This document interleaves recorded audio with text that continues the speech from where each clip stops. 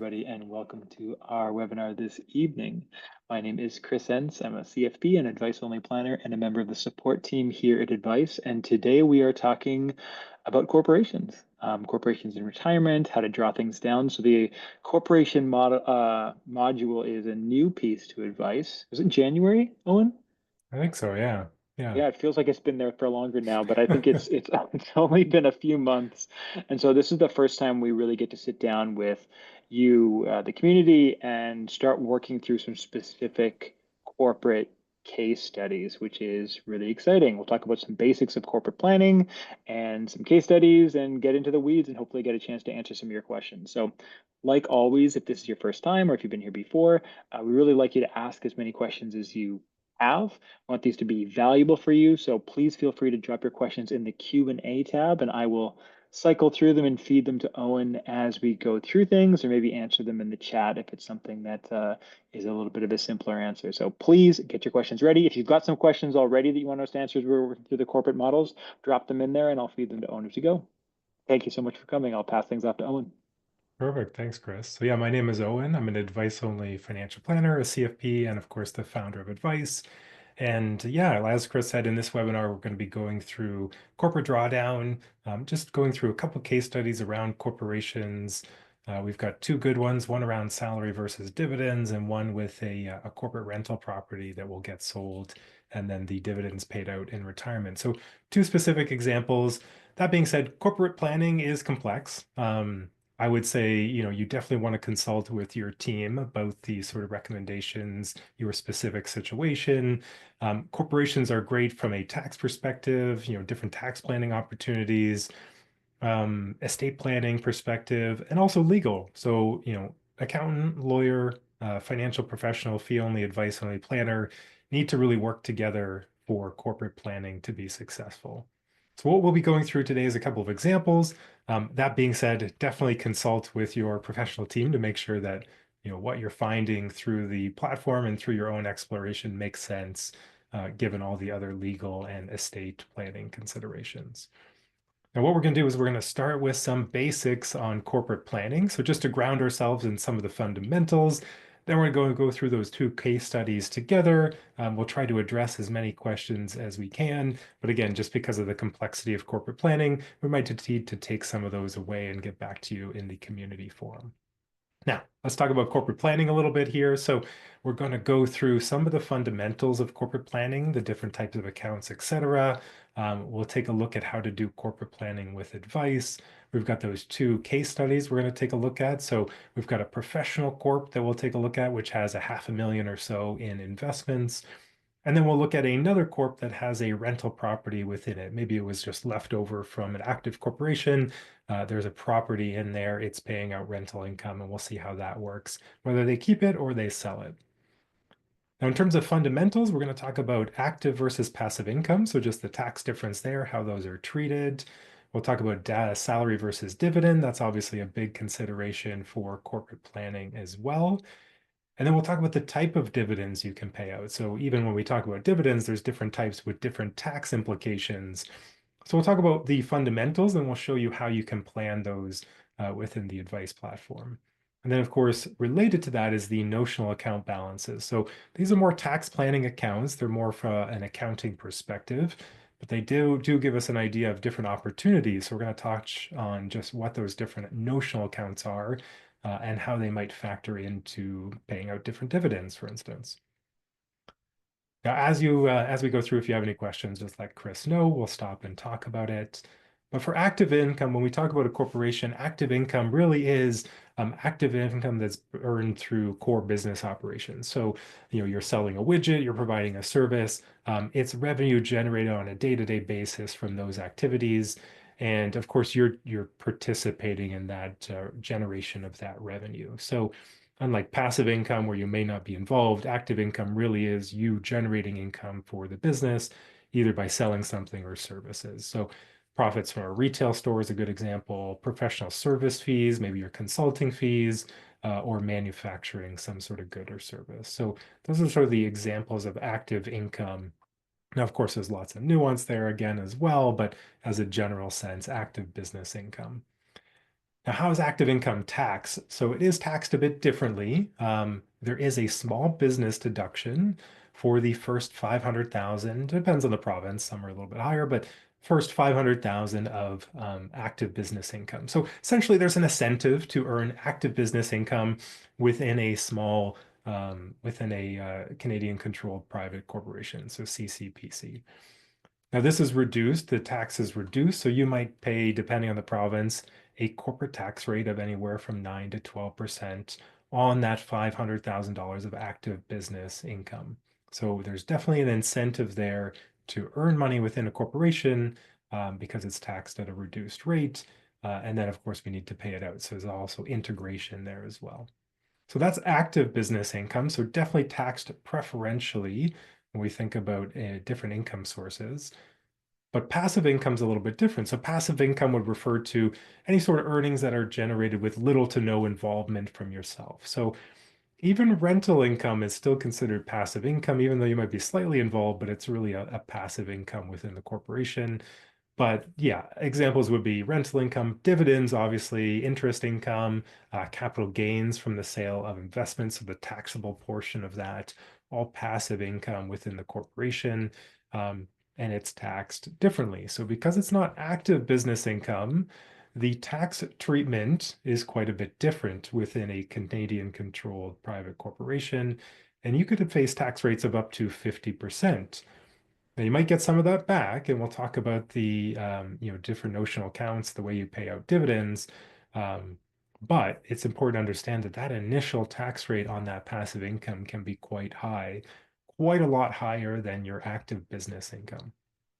Now, the other thing to keep in mind is that depending on how much passive income you earn, depending on which province you're in, once you exceed a certain amount of passive income, you start to reduce, it kind of grinds down your small business deduction. So, if we're talking about Ontario, over 50,000 in passive income every year, you start to see a reduction in your small business deduction. So now the amount of passive income that qualifies for the lower rates, the amount of active income starts to go down the more passive income you earn.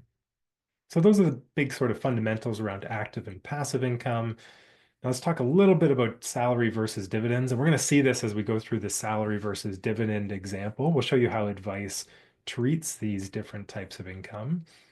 But a couple things to highlight is that on a salary side, when you pay salary from a corporation, it's reducing your taxable income in the corporation. It's an expense. You're paying yourself a salary. That's a deductible for the business. Of course, you're going to have to pay tax on it personally, but that's the sort of one thing to keep in mind on a salary perspective. Now, dividends, on the other hand, they're paid with after-tax corporate funds. So first, the corporation is going to pay tax, then you get to pay it out at a lower tax rate. So you'll pay less tax personally, but a bit of a different tax treatment. Now, one of the benefits of salary, and we'll see this as well in the example, is that when you pay out salary, you're also going to be generating new RSP contribution room. There's some advantages there. RSPs, you can kind of shield that from any sort of liability. So if you get sued, RSPs are treated like a pension. They're sort of protected.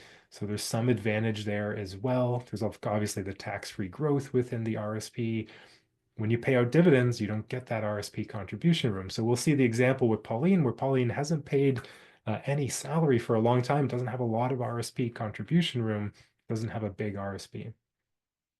And one of the things to consider, and sometimes it's called a tax, but CPP contributions, when you pay salary, you obviously have to pay both the employer side of that because you own the corporation, you're going to pay it from the corporation, and you're going to pay the personal side of those CPP contributions. So you sort of hit twice there.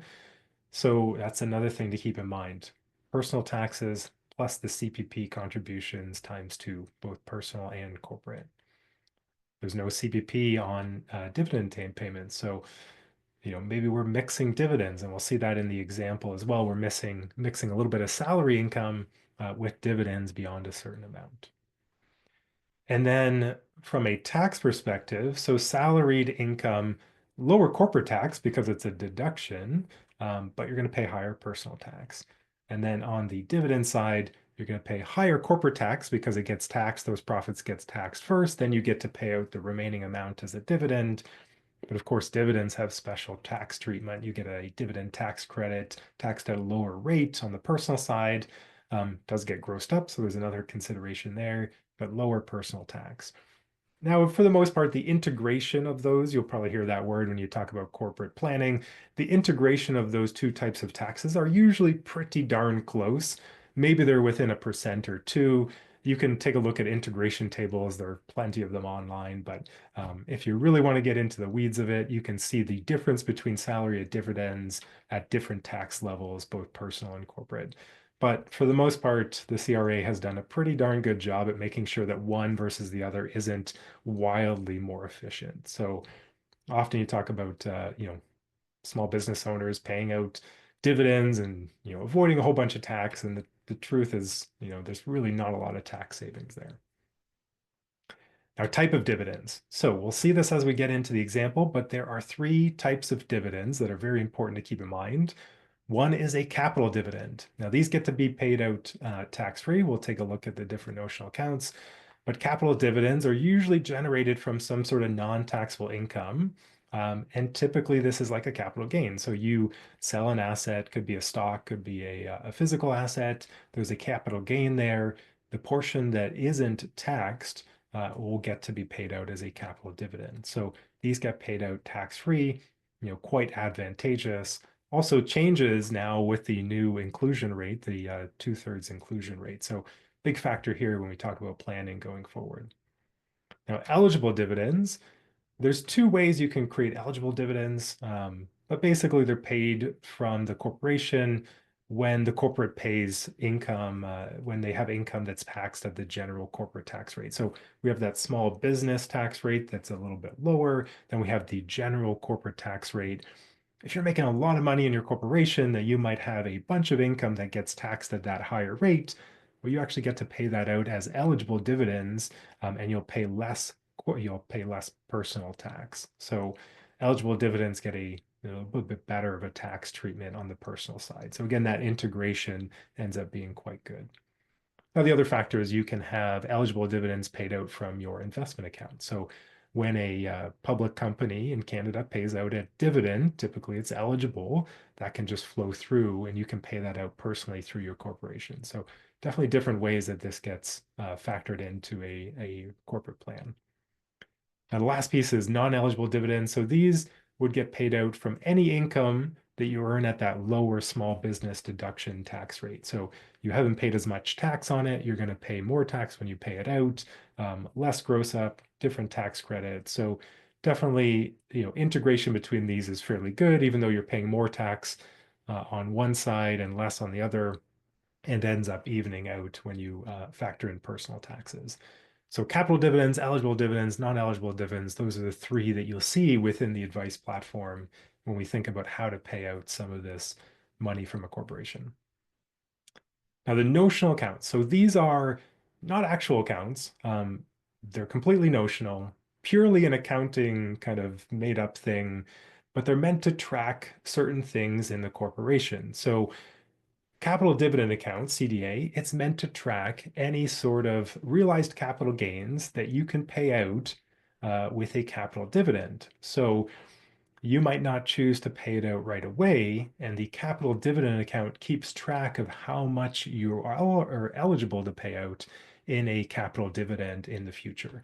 So again, there's no value there, but if you have a bunch of money in your CDA account, your capital dividend account, you could pay it out as a capital dividend tax-free. So there's an opportunity there. So you'll see in advice, we show your notional account balances every year, because when we sell the rental in that one example, we're going to see a really big CDA balance that we could potentially pay out as a capital dividend. Now, the other one that's important is your GRIP balance, your general rate income pool. This tracks how much you've paid in sort of the higher tax rate. So after the small business deduction tax rate, after that, anything gets taxed at that higher rate. To keep track of it, we have your GRIP balance. So that just tells us how much can get paid out in those eligible dividends. And now the next two are dividend refund tax on hand. So eRDTOH, this is going to be how much you get back. So remember, we were saying passive income gets taxed higher initially within the corporation. Well, you actually get some of that back. So when you pay out eligible dividends, you're going to get back your eRDTOH, and that will give you a bit of an incentive to pay out some of those dividends. So as you pay out eligible dividends, some of that balance gets released, and you're going to get a dividend refund. So could be quite good from a tax planning perspective because, like the capital dividend account, we don't really want to leave money sitting in those accounts. They don't really grow. They just sit there. They don't go up with inflation. Inflation kind of eats into the value. So you'll see that every year within advice, as we're paying out dividends, we're trying to clear out some of these accounts. Now, the last one is the non-eligible dividend refund tax on hand. So this is neRDTOH. This is the amount that we can pay out in non-eligible dividends. So slightly different. So this is interest income, yeah, dividends, foreign dividends, passive rental income. So that all gets tracked a little bit separately because it's treated differently from a tax perspective. So those are the four different types of notional accounts, which you'll see on the platform. A little bit of background as to why we have them in there. And again, there's no specific value there. It's just tracking what you can pay out and what sort of dividend refunds you can get back. Any questions so far, Chris? I think we're going to go into the case studies. No questions so far. I think nothing's more fun than talking about corporate notional accounts. I think everybody's just glued to their screens. Excellent, excellent. Okay, so let's take a look at the two examples here. I'm going to pull it up. We're going to start with our case study with the dividends. So I'm going to start here at the top. We're going to go through all the details for this particular situation, just to get you familiar with kind of who we're working with, the types of options that they have, and then we're going to walk through a couple of different examples. So here we've got Pauline and Remy. So we are close to retirement. We're in our early 50s. They want to retire at 55. Remy here has salaried income, so just regular T4 income. We've got a bonus every year, but Pauline has a professional corp and is paying out 120,000 a year in dividends. Now, this amount here is the target dividend. If Pauline doesn't have enough income, either through active business income or through investment income or investment assets, it won't pay out the full amount, but essentially what Pauline is targeting here is 120,000 a year for as long as we can. So that's the base case. We're going to look at the salary case as well, but the base case is what Pauline's currently doing, and Pauline's paying out 120,000 a year in dividends and wants to continue in retirement as long as possible. So we'll draw down those corporate assets first, and we'll see that in the tables and the charts. So that's their current situation. Their expenses, not that it affects corporate too much, but just to give us an idea of what they're aiming for from a spending perspective, is in early retirement, they want to spend about 98,000 a year. So currently a little bit higher because they've got mortgage and investment contributions. So total outgoing cash flow is quite high. But in retirement, they're really aiming around 100,000 a year after tax spending. No different phases, just flat all the way across. Could do some work there on different phases, but we're really just focused on the corporate stuff.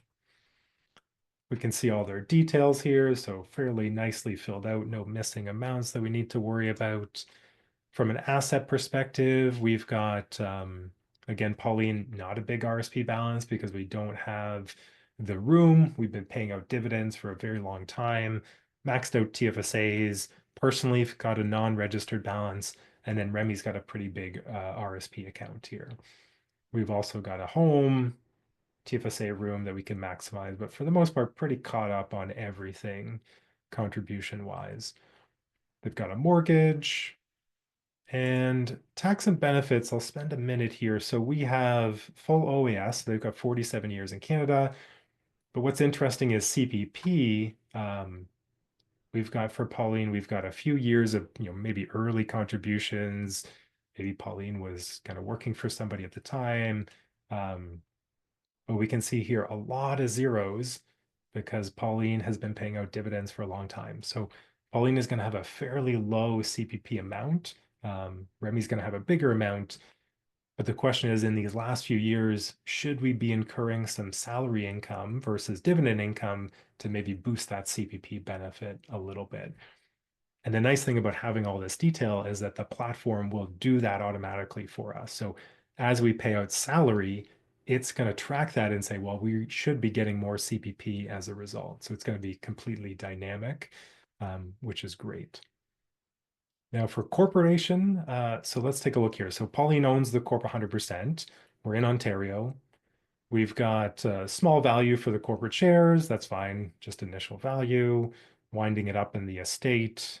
We've got our small business deduction limit, and we've got some fairly small notional account balances. That's fine. We've probably been paying out those dividends, clearing those out every year, so that makes sense.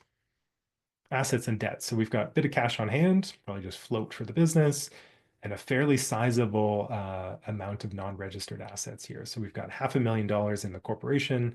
We've got $1 million outside of it personally. Small capital gain here. No other assets. So no other assets or debts. We'll show you the assets and debts in the next case study. Income wise, so we've got all of our income assumptions. So Pauline's entered, we're getting 240,000 gross income, goes up with inflation. We've got some business expenses and basically netting 180,000 a year. And that's about it from a active business income. There's no rental income to worry about. So, Pauline's got 180,000 to pay out those corporate dividends that she's targeting and probably add to that non-registered account. So we'll see that as well. No insurance, but if anybody has any questions on that, we can always come back to this. So death benefit, premium, we can add that in there if Pauline happened to have some insurance, corporate insurance. I think that's it here, Chris, or should we take a look at the projections, or was there anything else I missed? Just the foundation investment plan, the corporate investment plan. Right. So in Foundation, we've got the investment assumptions for Pauline. So just from a cash perspective, we just assume the same rate as inflation, 2.1 in the platform. And then we've got a fairly low fee and an 80-20 asset allocation. So overall, the net return we're assuming is 5.55% for the corporate assets. And we've got the type of return as well. So we can adjust this to fit the specific type of return within that corporate account. Perfect. Let's talk through projections now. So now that we've set everything up, let's take a look at the details here. So let's start off with maybe the charts. We can visually see the different pieces, and then we'll take a look at the table where everything exists, where you can start to make adjustments. But first thing is we can see Remy's income. So we've got the bonus and salary here. We can see they're retiring at 55. We've got the accounts getting paid out. So we've got this target dividend amount every year. So that gets paid out every year. We can see that there's some non-taxable amounts. So probably that capital dividend being paid out. And then it seems like at age 60, we've fully drawn down the corporation in this example. So we'll take a look at that in a table. Then we switch to non-registered, personal assets, registered, etc. From a spending perspective, lots of contributions, their retirement spending here. We've got the corporate assets here, so we can definitely see it's growing, probably with investment returns and with the investment and with the contributions. And then it gets drawn down pretty quickly in early retirement. So paying out those dividends pretty aggressively, getting that all wound down by about age 60. And then success rate, that looks not bad, 57%, but could be better. So we'll see whether or not we can do something about optimizing that. Let's take a look at where all this exists in the table. So if we scroll down past the AI strategies, here we've got the personal details, but if I scroll to the right, we're going to find all the corporate details. We've got our professional corp here, and we've got active income. So this is just pulling in from the discovery, but we can obviously make changes here as well. We can also make changes on a scenario by scenario basis. So we can make copies of this and change salary versus dividends, which we will do. Now, the other things we have, so there's the passive income, all from investment income here, so we can see all the details of that. And let's see what else we've got. We've got our taxable income. So if we want to see all the different pieces of the taxable income, we can see the corporate tax, so all the pieces of that as well. We can see the dividend refund getting paid out as those NERDTOH and eRDTOH balances go down. We can see the target dividend amount here as well. And notional account balances all here. So the different ones that we talked about.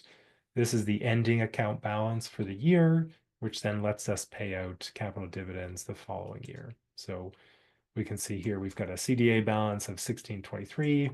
Next year, that lets us pay out that entire amount as a capital dividend. And then the investment account. So let's take a look at that here as well. So at the very end, we've got our investment account. We're drawing that down. We can see in early, before they retire, Pauline's adding to this account. And then in early retirement, we're drawing it down until it's fully depleted. And it looks like savings, we're just drawing that out in the first year of retirement because we don't need the cash anymore. There's no need for a float in the beginning of retirement. Anything I missed for the setup here on this example, Chris? No, that's a really good overview. Um, I do have a question about the insurance tab. Do you want to wait and go back to it in between case studies, or do you want to pop over there now? Yeah, let's wait and then we'll just talk through the salary versus dividends and then we'll come back to the insurance piece. Yeah, Sounds perfect. great. Okay, so let's take a look. This was the just basic dividend example. We've got an optimized dividend example. So here we've just gone through and used the AI strategies more from a personal side just to plan out their retirement decumulation. We've got some non-taxable income here. But it would be the same thing you would do. You just go through all the different AI strategies down here. Their net worth is looking a little bit better. Success rate's a little bit better. I think we had 57% before. Now we're at 68. So definitely trending a little bit better here as well. Now, this is still paying out all of those dividends until age 60. So we want to see, should we maybe switch that and pay out some salary? And first thing I'm going to highlight is that we've got our CPP here. So we're getting 27,000 a year in CPP. They've chosen to delay it until age 70. And it's a little bit less because Pauline's not been contributing for a very long time. So only those early contributions. If we flip over to the salary until retirement, we'll take a look here. So now we're getting more employment income, and I'll show you down in the table where we've added that. So here we're paying out salary to max out the YMPE, which is sort of the first level for your CPP contributions. So we're maxing out the contributions. The platform will automatically calculate how much you owe in business CPP and EI. And then if I scroll to the left, way back here, we also have the personal side. So this wouldn't have existed in the dividend scenario, this $8,000 in, quote unquote CPP tax.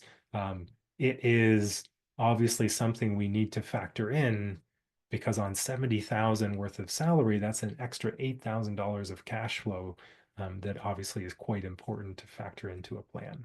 So we're paying out the salary. We've got the deduction now, so we have less business income, so less tax on the corporate side. And we've also got probably less contributions to the investment account. Actually, it's a little bit higher. We probably have less tax. We're paying out more, paying less tax, more going into the corporate investment account, and we're paying out that money personally. So we still have some dividends, I think. We'll take a look at dividends here. So we're still paying out dividends. We're still hitting the same kind of overall salary and dividend target. We're just doing it with a slightly different mix here. Excellent. So I think if we go back up, let's take a look at the difference.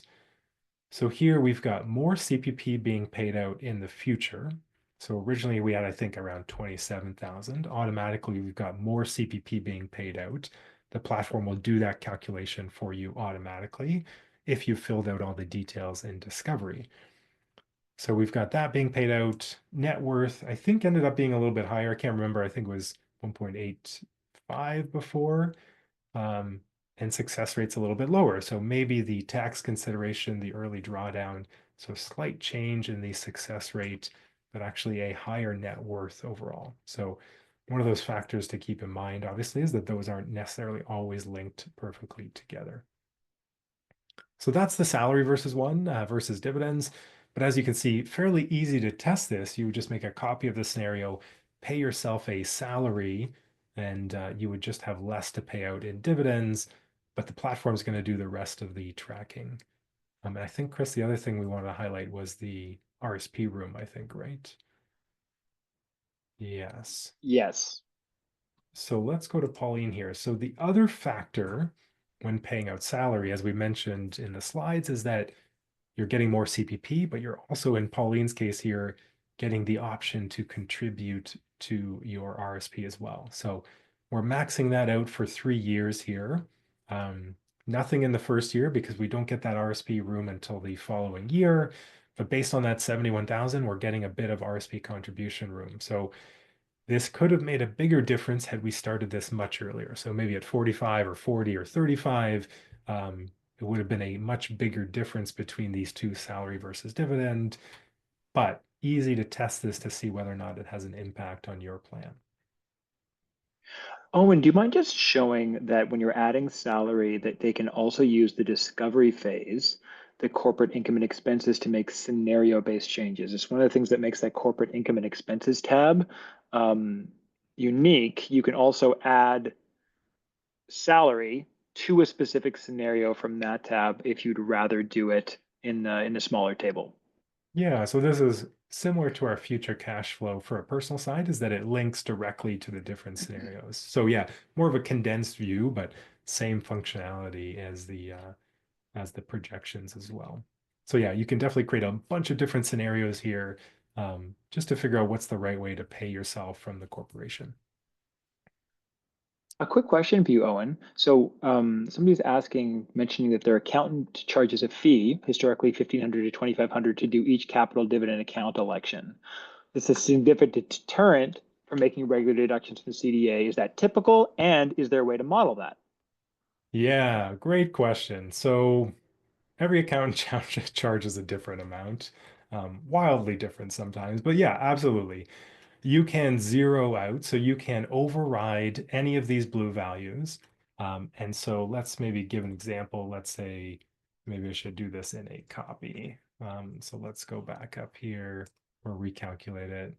I'll just make a quick copy of this and then we'll add in the zero. So it depends on how much you're accruing in your notional account balances. But yeah, paying out $1,500 or $1,600 in capital dividends when it costs you $1,500 to do so probably doesn't make a lot of sense. So maybe for Pauline here, until age 55, we just say, well, we don't want to pay out those capital dividends. So we can just add a zero. We'll say until age 55, and we can recalculate that. And basically tell the platform, like, just hold that amount. We'll pay it out in the first year of retirement. We'll pay out 12,000. And we could even alternate this as well. We could sort of say, well, let's not do these 2 years. Let's just pay out the final year. Um, Depends again how much CDA your balance you're accruing, but you could always let the platform know that you just want to pay those out a little bit less frequently. I think we've got a feature request in that would just automatically do this every 5 years or so or when it hits a certain threshold. So maybe you say, oh, as soon as I have 15,000 CDA balance, I want to pay it all out as a capital dividend.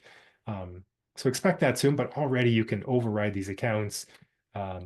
And you can also take a look at just how fast your CDA balance is accruing. And then you can choose to maybe pay it out at some point. If all of a sudden you have got a big capital gain, there's a big amount you can pay out. Maybe you just want to get that out right away. But I would say that's the easiest way at the moment to tell the platform not to do it every single year. Thanks, Owen.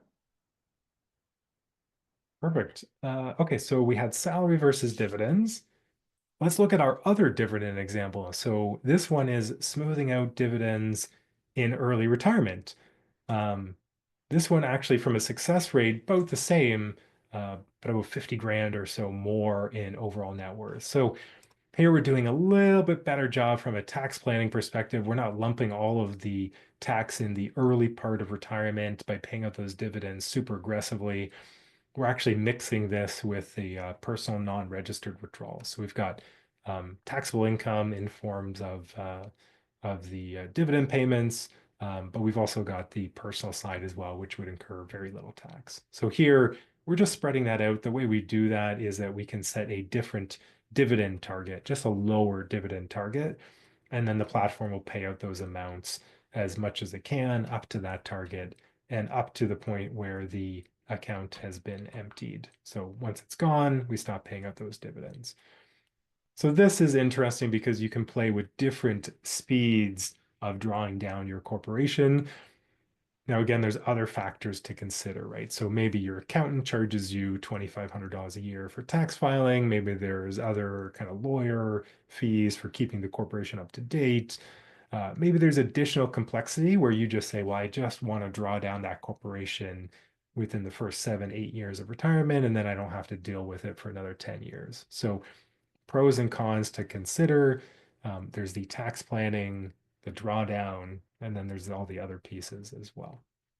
But super easy to model out different speeds of drawdown in retirement as well. And those expenses could be added to the corporate tab as well. So if you did want to add corporate filing requirements or, a capital dividend expense or anything like that, those are expenses that you can add into the mix.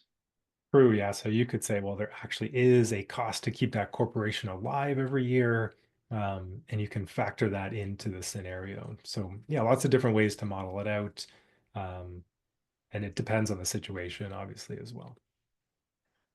Oh, and question for you. So somebody's wondering, at retirement, my corporation will be a holding company. Is there a Mhm. way to determine the best way to decumulate the investments and close the company? Yeah, so the way the platform's set up is it's essentially a holdco and opco combined. So we've got the opco, the operating company here with all the active business income. And the assumption here is that the passive income is within a holdco. Now, it could be within the opco as well. The integration of those two, you're sharing the small business deduction. You're probably the same kind of corporate ownership. So, um, can't remember the term off the top of my head, but for accountants, they have a term, related corporations. There's the one I was looking for. So from a tax perspective, you're just going to have everything in your passive kind of income. You might have active columns. Those are going to be zero for you because it's just purely a holdco. Um, but same sort of planning is that you would have your investment account, you would have your notional account balances, and you would be maybe playing around with the different speeds of paying out the dividends, different capital dividends, eligible dividends, non-eligible dividends. You could get super specific here, paying out specific amounts for each one if you wanted to, or you can just let the platform target an amount and then pay out the different types as much as it can. So yeah, no real big difference from a holdco. It's just you all ignore all the opco part, the active business income. Great, thanks, Owen.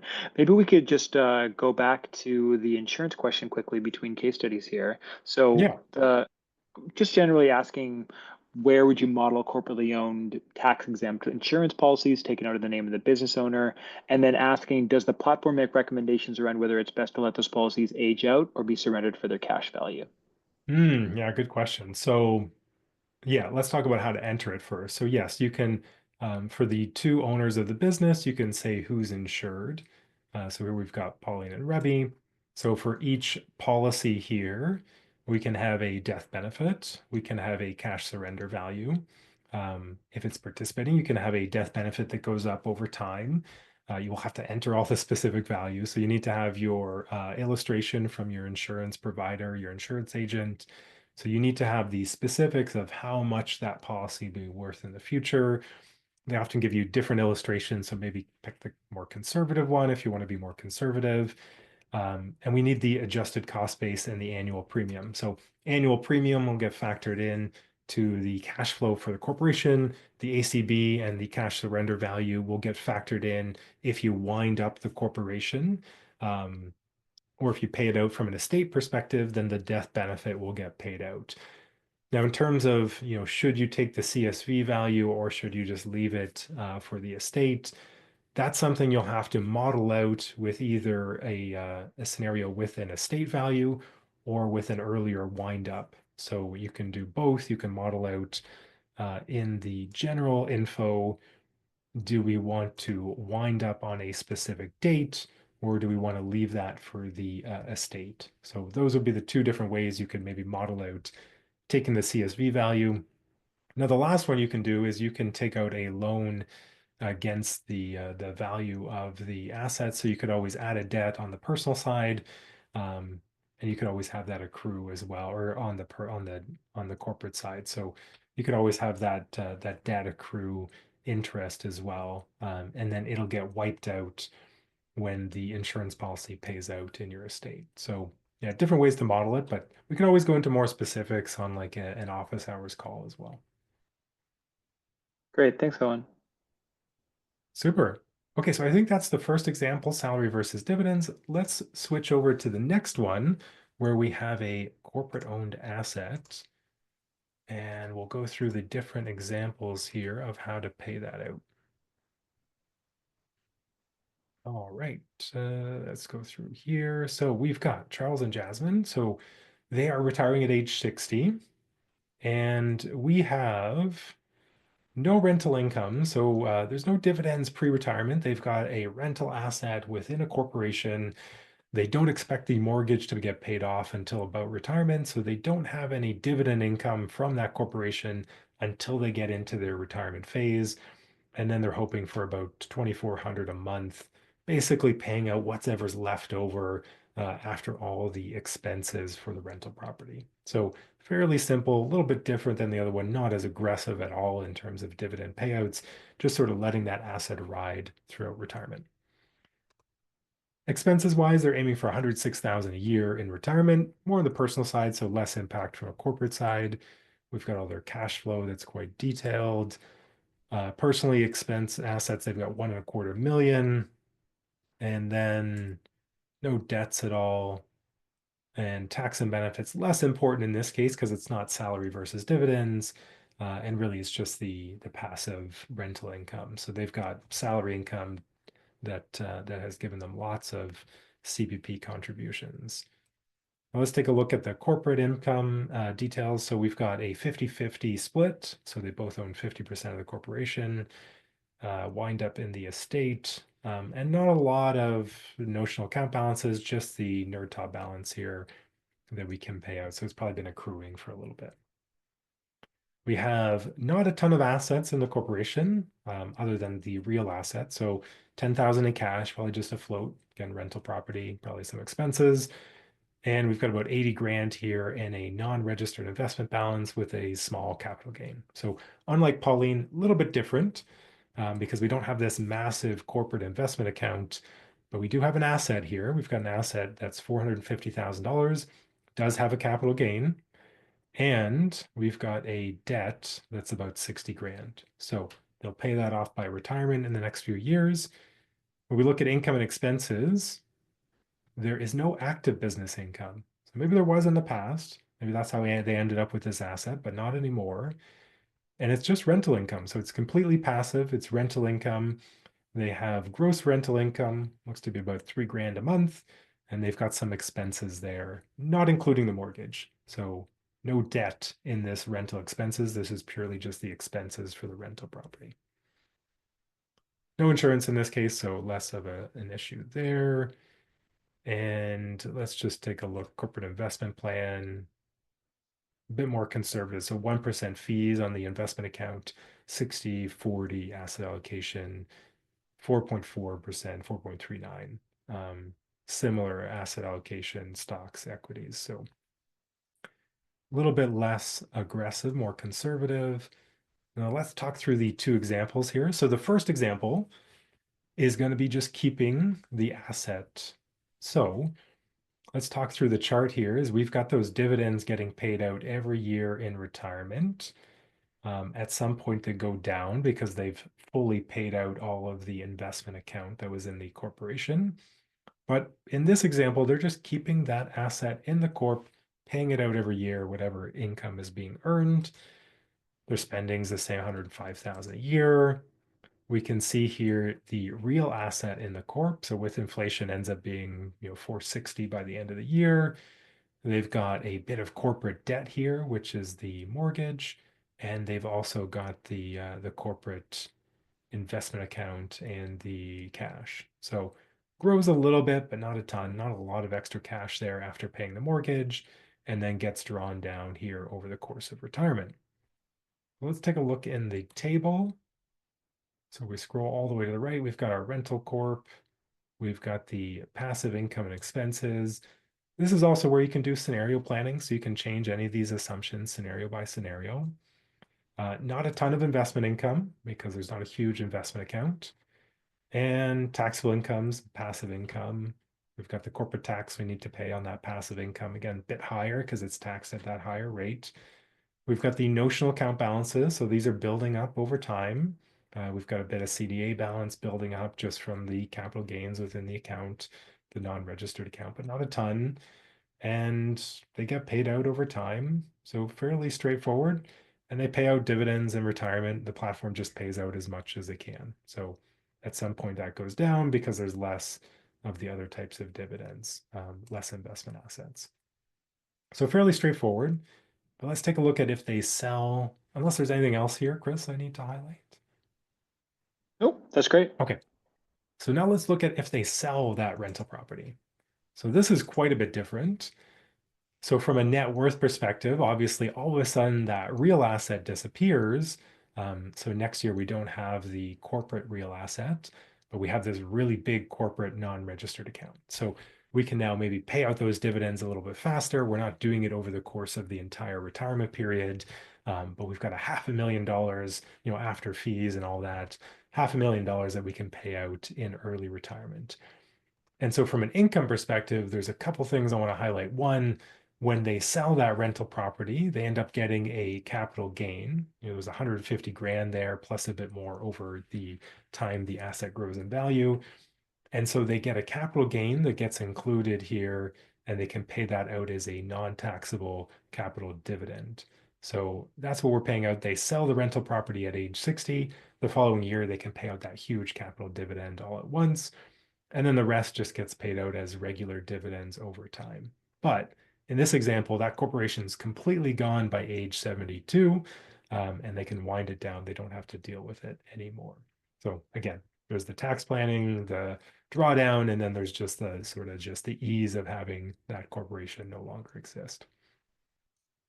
Now, if we go down to the table, we can see some of the details here. So let's talk about notional accounts, because actually let's first show in advanced options is how we sold this property. So in advanced options, we can set the sale date here. So scenario by scenario, we can make changes to these corporate assumptions the same way we would on the personal side. So here, what's interesting is that our CDA balance, our capital dividend account, jumps up when we sell the rental property. And that's because we have this big capital gain that gets triggered, and the non-taxable portion of that gain can be paid out as a capital dividend. So the following year, what you'll notice is that we've got a higher target. We're paying out as much as we can from the capital dividend account, and we're getting it all out in that 1 year. So we might as well get it out. It's all tax-free income. Don't want to let it sit there. Inflation just eats into the balance, essentially the real value of that notional account. So paying it all out at once, and then we have a higher target after that. So now that we have no longer the rental income, but we've got this huge non-registered investment account in the corporation, we can actually start paying out some sizable amounts in dividends, more than the previous scenario. So here we can wind down the corporation faster by planning faster dividends. And you can just cascade this target down, doesn't really matter. As soon as the platform realizes that there are no more assets in the investment account, it'll stop paying out those dividends automatically. So we've just said, pay it out as long as you can, draw down the investment account in the corporation, and it'll just automatically stop paying when it has no more assets. But what's interesting is that this scenario is maybe a little bit less successful. So 1.55 million in total assets, 77% success rate. In the original scenario, slightly higher success rate, 80%. More overall estate value because we have this rental property all the way through, But of course, there's pros and cons, right? We've got all of the expense and the headache of keeping that corporation going and dealing with the tenants over that period. So this lets you at least model out the different tax considerations, paying out the dividends over time, winding down that corporation a little bit faster, maybe, and then having, after age 70, a little bit less complicated financial situation. And of course, a factor here as well is what we assumed is their return rate. They're a balanced investor. They have 1% fees. It's not, out of line, but the scenario changes a lot when you're talking about rental income versus a larger investment account if we're talking about a higher net return. That's true. Yeah. So if we're using Pauline's example and Remy, I think they had a 5.5% return, would definitely end up being different with a $500,000 an extra 1% return, lower fees. So yeah, your situation might be completely different. Again, that's why best to speak with your accountant, your lawyer, financial professionals, just to understand the pros and cons outside of just the pure kind of numbers and tax in the platform. Well, and this is what makes it fun, especially with corporate planning. We've got more levers than ever before. And so there's so many different interactions. And so that makes your plan even more personal. If we change one thing over here, not necessarily something that would always get captured within uh, do I do this in my corporation or do I not? But they all interact. And so it's hopefully you're as excited about being able to play around with all the nitty gritties as we are. I've had a lot of fun in the corporate module since we launched in January. Yeah. Yeah, lots of fun. A whole new dimension. Absolutely. Like if we think about individuals versus couples in retirement, extra dimensions of tax planning, income splitting, but adding a corporation or two adds a whole new another dimension to that. So lots more options, a huge space to kind of look at in terms of, retirement decumulation. Um, and the interaction between corporate and personal, obviously, as we just saw, salary versus dividends, different RSP considerations, all the legal and kind of non-financial considerations, lots to think about there. So yeah, big disclaimer, speak with your financial accounting and legal professionals. And we'll be wrapping up shortly. So if you do have any more questions, please add them to the Q&A tab. But Owen, do you mind just kind of speaking? Well, obviously, we're working on some AI strategies to mix into this because we do want to make it a little Hmm. easier than it is currently to just start seeing some of those opportunities because it's hard to see them. Do you mind kind of sharing a few of the AI strategies that that the team's working on? Yeah, yeah. So we always love to hear feature requests. So if you have specific scenarios that you want to explore more from an automated basis, but we're definitely looking at options around salary versus dividends. You can see the impact there, and also the consideration on different factors like RSP contribution room, CPP future CPP benefits versus the tax planning. So salary versus dividend is one. We'll have corporate meltdown, similar as RSP meltdown, so just melting down that corporate a little bit faster, knowing that there's pros and cons of keeping that corp around a little bit longer versus less. And then there's a few other ones that we'll take a look at as well. So notional account balances are obviously an opportunity, but we've got this factor of some accountants charge quite a bit for those capital dividends every year. So do we want to pay them out a little bit less frequently, a little bit more often? It depends on the size of those balances and maybe how much you're being charged for those withdrawals. So yeah, different options there. But if you have specific situations where you're like, oh, it'd be really great if we can model out this type of situation in a little bit more automated way rather than doing it manually, we'd love to know. I'm sure Chris will put up the link for the community, but if not, you can find it in the side nav here and definitely post any feature requests. We love to see it. Even if we've already got it documented, we always add those notes just because everybody's got a different perspective and situation. So I always love to see that. Yes, exactly. Oh, and we have one more question that we can maybe touch on before we let everybody go. If you sell the building, can you issue a capital dividend for the entire amount, then add it to a non-registered account and model that income? So capital dividend personally and then put the amount in Yeah. a non-registered. Yeah, yeah, of course. Yeah. So once that capital dividend gets paid out, it would flow naturally into, if you've got RSP room, TFSA room, the platform will use that automatically before adding it to a non-registered account. But yeah, if you want to pay that out and have that on the personal side, that's a great use of that capital dividend is maybe maximizing your TFSA if you haven't done so, making additional RSP contributions, or just getting that money accruing on the personal side rather than in the corporation. So again, with a big capital dividend account, it's always important to keep in mind that that doesn't go up with inflation. So every year, the sort of the value of that notional account goes down because it's still the same 50 grand or 80 grand or whatever it is, even in 5 years from now. But of course, that money is worth less to you personally if you pay it out in 5 years versus today. So yeah, lots to weigh there, but you can definitely model that out, paying it out personally and then seeing where that money goes. I think that's the kind of real interesting factor of the corporate module is that it's putting all of that financial picture on one place. So you can see where the corporate module flows into the personal modules and see kind of how it interacts that entire picture. Yeah. Great. Great. Well, I've dropped in the chat both the Reddit community and the help.